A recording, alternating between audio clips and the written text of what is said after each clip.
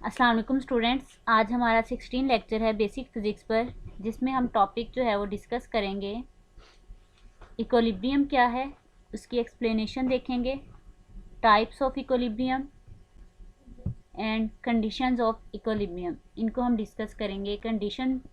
दो कंडीशंस हमारे पास इक्विलिब्रियम की हैं, फर्स्ट एंड सेकंड, उनको हम डिस्कस करेंगे और इक्विलिब्रियम के बारे में। सबसे पहले आउटलाइंस में हम इक्विलिब्रियम को डिफाइन करेंगे, इसकी एग्जांपल देखेंगे। टाइप्स ऑफ इक्विलिब्रियम, कंडीशंस उसकी क्या होती हैं इक्विलिब्रियम की, टू कंडीशंस होती हैं फर्स्ट एंड सेकंड, उनको वन बाय वन हम देखेंगे। ट्रांसलेशनल इक्विलिब्रियम क्या होता है और रोटेशनल इक्विलिब्रियम, बाद में रेफरेंस बुक से वहाँ से आप इन आर्टिकल्स को स्टडी कर। सबसे पहले हमारे पास है इक्विलिब्रियम, इसकी डेफिनेशन पढ़ते हैं, देन इसको अंडरस्टैंड करते हैं।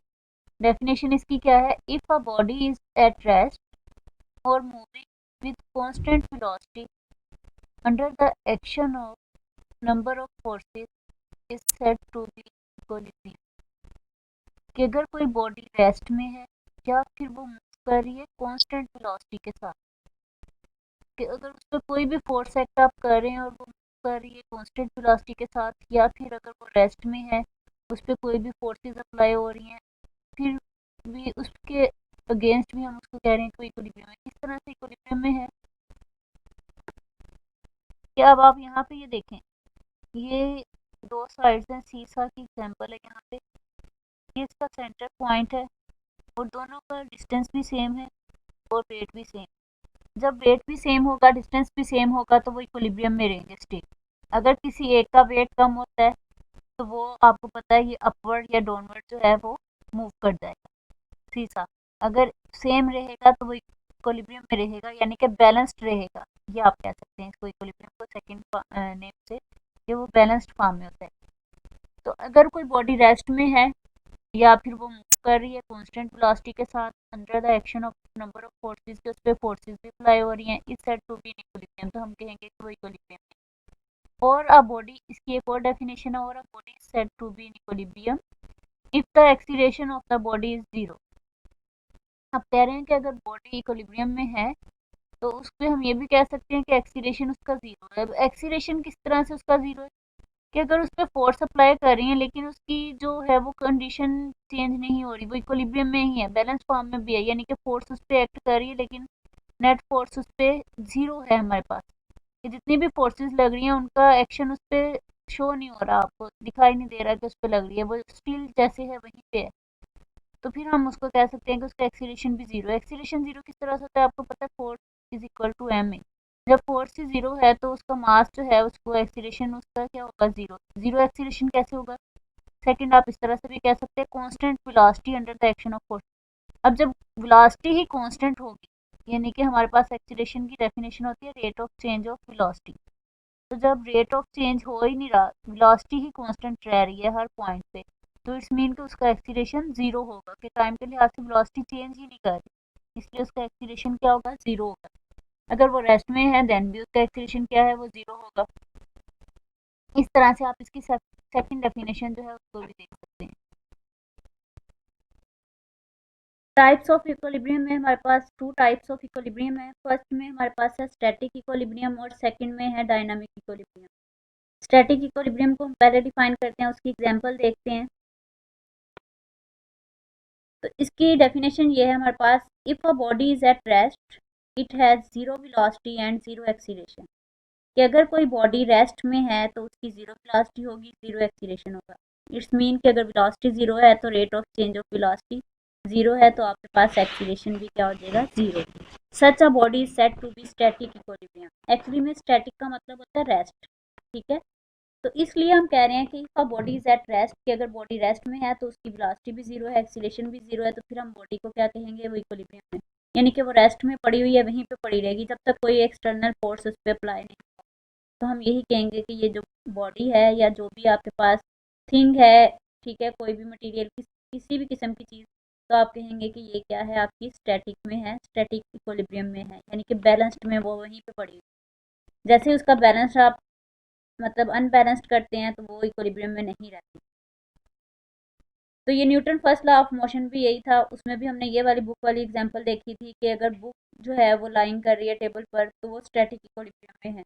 यानी पे उस पर फोर्सेस तो लग रही हैं, दो फोर्सेस अप्लाई हो रही हैं, एक वेट की और एक्शन और रिएक्शन की फोर्सेस। एक जो है वो टेबल जो उस पर अप्लाई कर रहा है और एक उसके अपने वेट की फोर्स है, ठीक है। लेकिन वो फिर भी वहीं पे पड़ी है, बैलेंस में है, तो इसको हम कहेंगे ये स्टैटिक इक्विलिब्रियम में। अब देखें, अगर इक्विलिब्रियम की आपसे एग्जांपल पूछी जाती हैं तो उसमें आप स्टैटिक इक्विलिब्रियम वाली भी लिख सकते हैं, डायनामिक इक्विलिब्रियम वाली भी लिख सकते हैं। लेकिन अगर स्पेसिफिक आपसे पूछ ली जाए स्टैटिक इक्विलिब्रियम की, तो फिर आप वही एग्जांपल देंगे जो रेस्ट में होगी। कोई भी चीज़, कोई भी बॉडी अगर रेस्ट में होगी तो देन आप उसका बताएंगे कि ये वाली जो है वो स्टैटिक इक्विलिब्रियम की हमारे पास एग्जाम्पल है। इसके बाद हमारे पास है डायनामिक इक्विलिब्रियम। डायनामिक का मतलब होता है मोशन में, मूवमेंट, ठीक है, यानी कि मूव कर रही हो कोई बॉडी आपके पास, तो उसको हम कहते हैं डायनामिक। स्टैटिक का मतलब रेस्ट और डायनामिक का मतलब, ठीक है, मूव करते हुए, मोशन में। तो ये आपको एज अ एमसीक्यूज भी इस तरह के क्वेश्चन आ सकते हैं कि स्टैटिक का क्या मतलब है, और इस तरह से। तो इसकी डेफिनेशन हम देखते हैं। If a body is moving with constant velocity, it has zero acceleration, such a body is said to be in dynamic equilibrium। अब ये देखें इक्विलिब्रियम। अब देखें, मूविंग का मतलब तो हमें समझ आता है कि मूव कर रहा है, लेकिन इक्विलिब्रियम में कैसे होगा? अगर कोई चीज़ मूव कर रही है तो इक्विलिब्रियम में कैसे होगी? तो उसके लिए जो है वो एक कंडीशन है कि वो उसकी वेलोसिटी, यानी कि उसका एक्सीलरेशन जो है वो ज़ीरो होना चाहिए। यानी कि अगर वो मूव भी कर रहा है तो उसकी जो है मूवमेंट वो एक जो है वो कांस्टेंट हो, यानी कि एक ही उसका हर पाथ पे जो है वो एक ही डिस्टेंस और एक ही जो है वो वेलोसिटी हो, तो उसको हम कहेंगे कि वो डायनामिक इक्विलिब्रियम में है। अगर जस्ट डायनामिक की बात हो, फिर वो मूविंग, चाहे वो कांस्टेंट वेलोसिटी हो से हो, वेरिएबल वेलोसिटी से हो, ठीक है। यूनिफॉर्म, कांस्टेंट का मतलब भी यूनिफॉर्म होता है, ठीक है। वेरिएबल वेलोसिटी हो यानी कि चेंज हो रही है उसकी वेलोसिटी, फिर वो डिपेंड नहीं करता। लेकिन अगर इक्विलिब्रियम की बात करेंगे तो फिर वो डिपेंड करता है कि वो कांस्टेंट या यूनिफॉर्म वेलोसिटी में ही हो जो बॉडी मूव कर रही है। Such a body is said to be in dynamic equilibrium. इस तरह की बॉडी को हम कहते हैं dynamic equilibrium.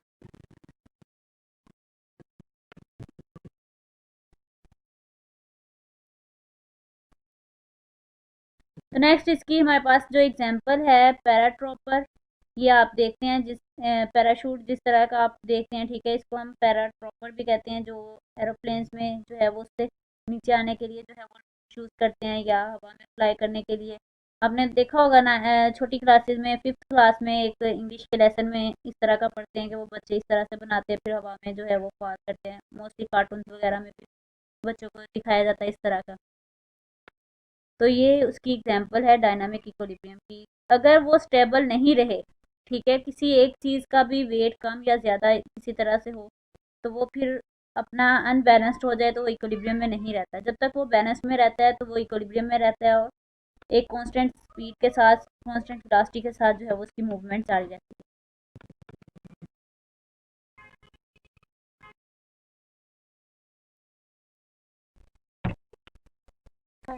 Condition of equilibrium में हमारे पास, इसमें फर्स्ट कंडीशन हमारे पास क्या है? When a body is in equilibrium under the action of several forces, then the vector sum of all the forces acting on a body must be same। Several का मतलब होता है काफ़ी ज़्यादा, कई फोर्सेस, एक से ज़्यादा फोर्स। तो अब कोई बॉडी इक्विलिब्रियम में है लेकिन उस पर बहुत सारी फोर्सेस जो है वो अप्लाई हो रही हैं, एक्ट कर रही हैं। Then the vector sum of all the forces, जब वेक्टर सम हम लेंगे तमाम फोर्सेस का, वो मस्ट भी ज़ीरो होना चाहिए। अगर तो वो ज़ीरो है तो हम कहेंगे कि इक्विलिब्रियम में और उसकी फर्स्ट कंडीशन जो है वो सेटिस्फाइड। यानी कि समीशन जो है वो सम को शो करता है, sum of all the forces equal to zero. इस समीशन एफ का मतलब है sum of all the forces which is equal to zero. अब इसकी एग्जांपल हम किस तरह से देख सकते हैं? यहाँ पे ये देखें, अगर ये एक बॉडी है सर्कुलर फॉर्म, अब इस पे एक स्टूडेंट इस साइड से फोर्स लगा रहा है, एक स्टूडेंट इस साइड से फोर्स लगा रहा है, एक स्टूडेंट इस साइड से फोर्स लगा रहा है कि इसको यहाँ से करवाए, यहाँ से पढ़िए, कोई हेल्प हो रही है, आप समझते हैं, कोई हेल्प, यहाँ से आपने इसको मूव करवा के यहाँ पे लेके जाना। अब चार स्टूडेंट्स यहाँ पे डिफरेंट फोर्स लगा रहे हैं। तो फर्स्ट लगा रहा है, हम कहते हैं कि उसकी क्या है, F1 है फोर्स। जो सेकंड है वो F2 है, जो थर्ड है F3 है, जो 4 है वो F4। तो इस तरह से अगर 4 फोर्सेस भी लग रही हैं, अब इन सब का सम जो है यहाँ पे समीशन ऑफ F की जगह पे हम लिख सकते हैं कि F1 plus F2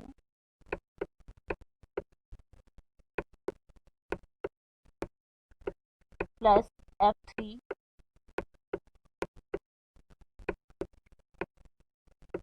plus F4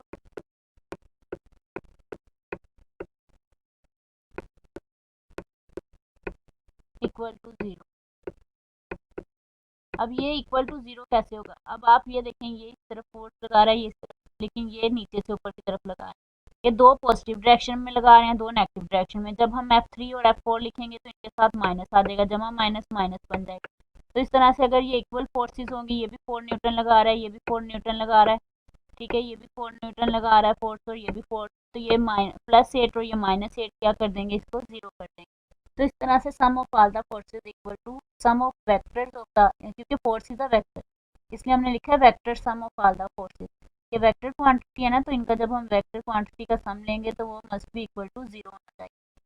this condition is also expressed in component form. अब कंपोनेंट्स हमने पढ़े थे वेक्टर्स का, जब हमने पढ़ा था क्रॉस प्रोडक्ट और स्केलर प्रोडक्ट, उसमें हमने कंपोनेंट फॉर्म पढ़ी थी कि Fx और Fy से लिख सकते हैं। यानी कि अगर एक प्लेन है आपके पास, ये आपके पास x एक्सिस है और ये आपके पास y एक्सिस है, तो जो x एक्सिस में फोर्स लगेगी उसको हम Fx कहेंगे, और जो y एक्सिस में फोर्स लगेगी उसको हम क्या कहेंगे, Fy।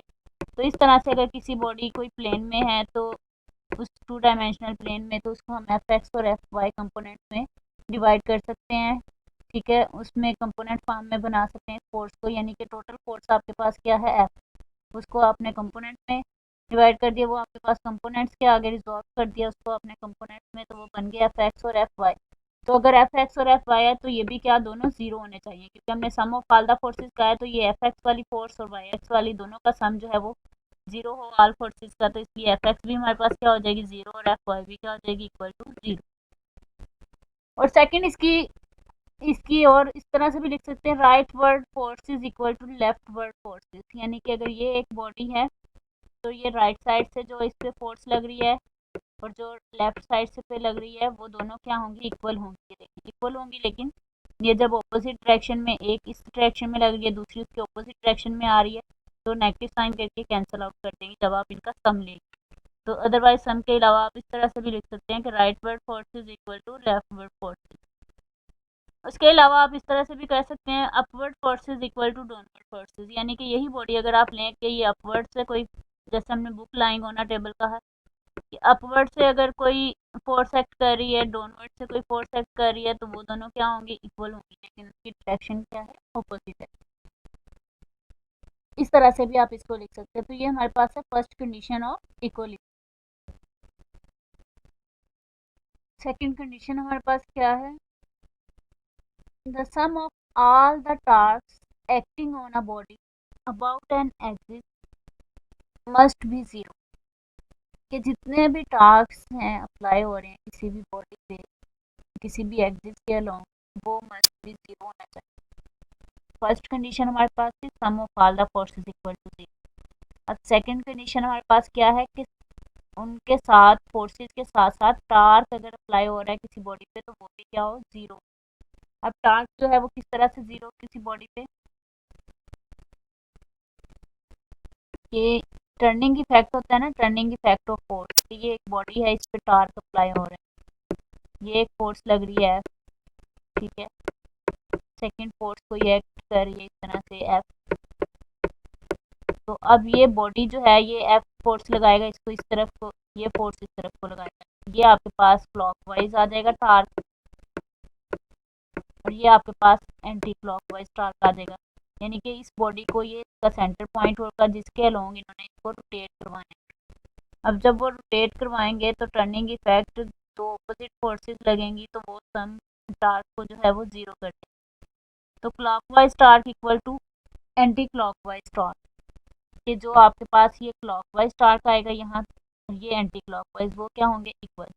अब ये टार्क हमारे पास क्या होता है, ये हमने पढ़ा है, tau is equal to R cross F, ठीक है, यानी कि जो मूवमेंट आर्म उसका होगा और मल्टीप्लाई बाय जो फोर्स उस पर अप्लाई होगी वो इक्वल टू टार्क के होगी। अब ये अगर सेंटर पॉइंट है, ये इसका मूवमेंट आर्म है आर, और ये वाला इस पॉइंट का, इस फोर्स का मूवमेंट आर्म है आर, ये भी क्या है इक्वल। जब इक्वल है तो ये फोर्स इस तरफ को अप्लाई करेगी, ये इस तरफ, दोनों क्या है इक्वल आ जाएंगे, यानी कि ये आपके पास टा1 अगर आप लिख रहे हैं विच इज इक्वल टू टा2, यानी कि टा2, तो ये दोनों टार्क जो है वो इक्वल आ जाएंगे दोनों फोर्सेस के, ये अपवर्ड क्लॉकवाइज डायरेक्शन का, ये एंटी क्लॉकवाइज डायरेक्शन का। तो इस तरह से वो क्या कह रहे हैं कि sum of all the task equal to 0। अब ये जब इक्वल आ जाएंगे तो अब जब आप इसका सम करेंगे, ये इस तरफ ऐड हो रहा है टास्क, तो दूसरी तरफ जाके क्या हो जाएगा मान, ठीक है। तो यानी कि इन दोनों का जो आपके पास टास्क का सम आएगा वो इक्वल टू 0 आता है। तो इस तरह से clockwise torque equal to anticlockwise torque आपके पास हो जाए। For a body in a static of complete equilibrium both condition must be satisfied. अब वो कह रहे हैं कि अगर स्टैटिक है और कम्प्लीटली इक्विलिब्रियम में, हम कहना चाह रहे हैं कि कोई बॉडी जो है वो कम्प्लीटली इक्विलिब्रियम में है, तो उसके लिए फिर दोनों कंडीशन का सेटिस्फाइड होना ज़रूरी है, यानी कि समीशन ऑफ टा इक्वल टू 0 हो और समीशन ऑफ एफ भी क्या हो 0, यानी कि टार्क जो टर्निंग इफेक्ट फोर्स की वजह से इस बॉडी में आ रहा है वो भी इक्वल टू 0 हो, और जो फोर्स उस पर अप्लाई हो रही है वो भी इक्वल टू 0 हो, तो फिर हम कह सकते हैं वो कम्प्लीटली इक्विलिब्रियम में है। तो फोर्स इक्वल टू 0 का मतलब कि उस पर जो भी फोर्सेज एक्स और वाई एक्सिस में जिस भी डायरेक्शन में जितने भी फोर्सेज उस पर एक्ट कर रही हैं उनका सम क्या होगा 0 होगा। तो ये दो कंडीशन हमारे पास इक्वल टू 0 होनी चाहिए। अब ये अगर फोर्सेज इक्वल टू 0 होंगी ऑटोमेटिकली टार्क इक्वल टू 0 आ जाएगा। किस तरह से कि ये जो एफ हमारे पास है ये 0 है, 0 को अब जब मूवमेंट आर्म से मल्टीप्लाई करेंगे तो वो टार्क को क्या है 0 बना देगा। तो इस तरह से दोनों टार्क जो कंडीशंस हैं जब सेटिस्फाइड होंगी तो तब हम कहेंगे कि बॉडी जो है वो कम्प्लीटली इक्विलिब्रियम है। नेक्स्ट हमारे पास है रोटेशनल इक्विलिब्रियम, कि रोटेट करना, ठीक है, रोटेट करे equilibrium. A body is said to be in rotational equilibrium when second condition of equilibrium is satisfied. अब rotate mean effect, turning effect जो टार्क प्रोड्यूस करता है, रोटेट करता है किसी एक एक्सिस के अलोंग, किसी एक पॉइंट के अलोंग, सेंटर के अलोंग, ठीक है। तो वो यहाँ पे ये कह रहे हैं कि body said to be in rotational equilibrium when second condition of equilibrium is satisfied, कि जब उसका टार्क जो है वो इक्वल टू 0 होगा तो फिर हम कहेंगे ये रोटेशनल इक्विलिब्रियम में है। फोर्स तो 0 होगी, ठीक है, लेकिन अब वो जो टार्क है वो भी क्या हो इक्वल टू 0 हो, यानी कि दोनों फोर्सेज एक साइड पे अप्लाई हो रही हैं, इसको टर्न करवा रही है, टर्निंग इफेक्ट उसमें 0 आ रहा है, ठीक है। ये देखें ना, दोनों एक ही साइड पे लगेंगी तो ये तो टर्न होगा ही नहीं, ठीक है। अब दोनों एक साइड पे फोर्स लगा रहे हैं तो वो तो उसी साइड पे बॉडी रहेगी, वो तो उसमें चेंज आएगी नहीं उसके टार्क में, तो इसलिए उस पर टर्निंग इफेक्ट जो है वो 0 हो जाएगा, टार्क जो है वो 0 हो जाएगा। तो इस तरह से हम इसको कह सकते हैं कि ये जो है वो रोटेशनल इक्विलिब्रियम है। तो लास्ट में ये हम इससे रिलेटेड जो है इक्विलिब्रियम से रिलेटेड क्वेश्चन देखते हैं। अ body in equilibrium implies that it is neither moving not rotating, ये अगर कोई बॉडी हम कहते हैं कि वो इक्विलिब्रियम है, इसका क्या मतलब है कि वो मूव नहीं कर रही या रोटेट नहीं कर रही, तो क्या ये करेक्ट है कि ना, तो हम अगर इक्विलिब्रियम में कह रहे हैं कि बॉडी इक्विलिब्रियम में है और फिर कह रहे हैं कि ना तो वो मूव कर रही है ना ही रोटेट कर रही है, तो इसमें तो सेकंड कंडीशन अप्लाई ही नहीं होगी कि टर्निंग जो रोटेटिंग वाला इफेक्ट है, और सेकंड वो उसकी जो है बॉडी इन इक्विलिब्रियम, ये फॉल्स है, क्योंकि अब बॉडी इन इक्विलिब्रियम में भी एट रेस्ट, या तो वो रेस्ट में होगी या फिर वो मूव कर रही होगी लेकिन कांस्टेंट या यूनिफॉर्म वेलोसिटी के साथ, देन हम कह सकते हैं कि वो इक्विलिब्रियम में है। अगर हम इस तरह से कहेंगे कि ना तो वो मूव कर रही है ना ही वो रोटेट कर रही है, तो फिर हम कहेंगे ये रॉन्ग हो जाएगा, ठीक है। सेकंड है इफ कोप्लेनर फोर्सेस, पास जो है वो है if coplanar forces acting on a body form a close polygon then the body is said to be in equilibrium, कि अगर बहुत सारा कोप्लेनर फोर्सेस के एक ही प्लेन पे अगर काफ़ी ज़्यादा फोर्सेस लग रही हैं, जैसे स्टार्ट में मैंने आपको एग्जांपल बताई कि एक बॉडी पड़ी और 4 स्टूडेंट्स जो है अगर उस पर फोर्स लगा रही हैं तो वो एक गोल सर्कल में है ना, तो एक पॉलीगॉन बनाएंगे, then the body is said to be in equilibrium, तब हम कह सकते हैं कि जो बॉडी है वो इक्विलिब्रियम में है। क्या ये करेक्ट है? तो ये करेक्ट है, ये ट्रू है, करेक्ट है, क्योंकि इस केस में क्या होता है, vector sum of all the forces acting on a body in 0, so body will be equilibrium। कि जो वेक्टर सम होता है ऑल फोर्सेस का वो इक्वल टू 0 हो जाता है। यानी कि इसकी आप इस तरह से एग्जांपल कि ये एक फोर्सेस है, इस पे जितनी भी फोर्सेस अप्लाई हो रही हैं उन सब का जो है वो इफेक्ट जो है वो 0 हो जाएगा, तो फिर हम कहेंगे the body is said to be equally.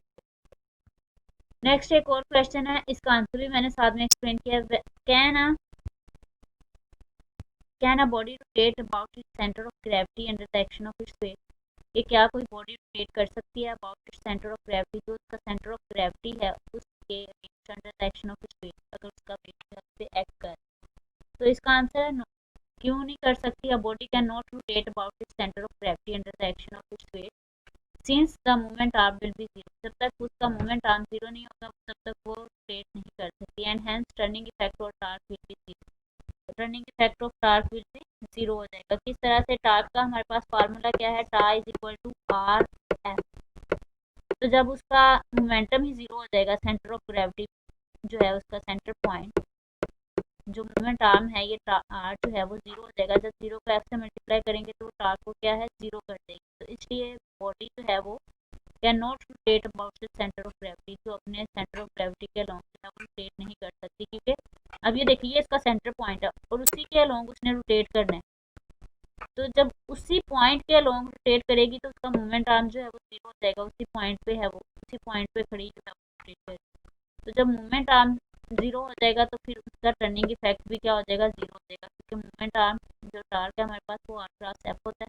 जब आर जीरो हो गया उसको एफ से मल्टीप्लाई करेंगे तो वो पूरी टर्म को क्या कर देगा? जीरो कर देगा। यानी टार्क का के पास क्या आ जाएगा? Equal to zero. तो ये इससे रिलेटेड कुछ क्वेश्चन लास्ट में ये रेफरेंस बुक्स हैं, इनसे आप इस टॉपिक को सर्च कर लें, इससे देख सकते हैं। Thank you so much. I hope कि आज का लेक्चर जो है आपको इक्विलिब्रियम, उसकी कंडीशन, उसकी टाइप्स के बारे में अंडरस्टैंडिंग होगी। Thank you so much. अल्लाह हाफिज़।